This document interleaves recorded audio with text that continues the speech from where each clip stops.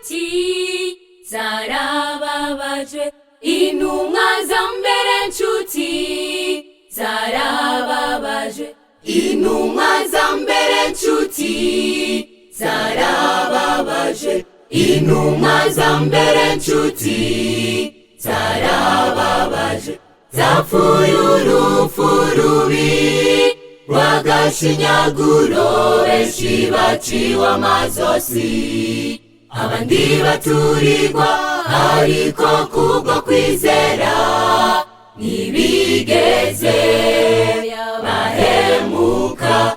Natwe nitwiyumvire, mbega ukwizera kwacu kuzotsinda ako gahamo.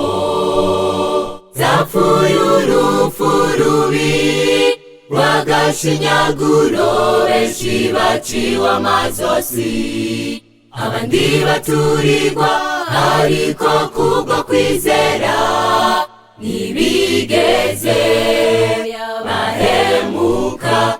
Natwe nitwiyumvire, mbega ukwizera kwacu kuzotsinda ako gahamo. Izo ntumwa za mbere nshuti uko zari zimeze, zari zihurije hamwe, n'abakarorero keza kuri Sitefano, bamwicishije amabuye, ariko ashingira intahe Yesu.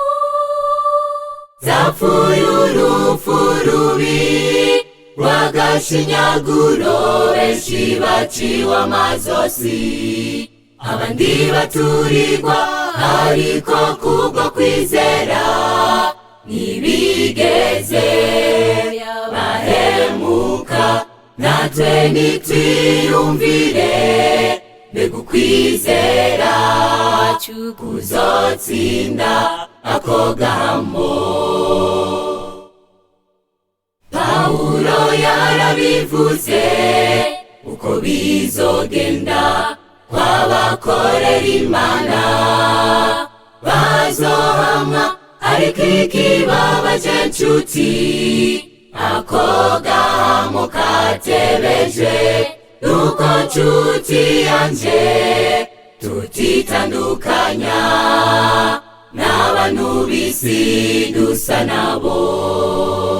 Pawulo yarabivuze uko bizogenda kw'abakorera Imana, bazohamwa, ariko ikibabaje nshuti, ako gahamo katebeje, nuko nshuti yanje tutitandukanya n'abantu b'isi dusa nabo. Fata akarorero nshuti kuri izo ntumwa, uraba imirimo yawe, ukwigenda dushira umutima hamwe, ngo Yesu mw'ijuru tunezerewe.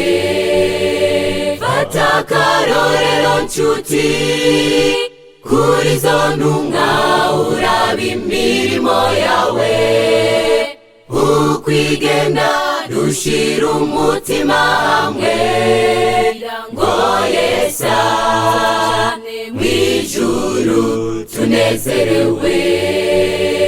Fata akarorero nshuti kuri izo ntumwa, uraba imirimo yawe, ukwigenda dushira umutima hamwe, ngo Yesu mw'ijuru tunezerewe.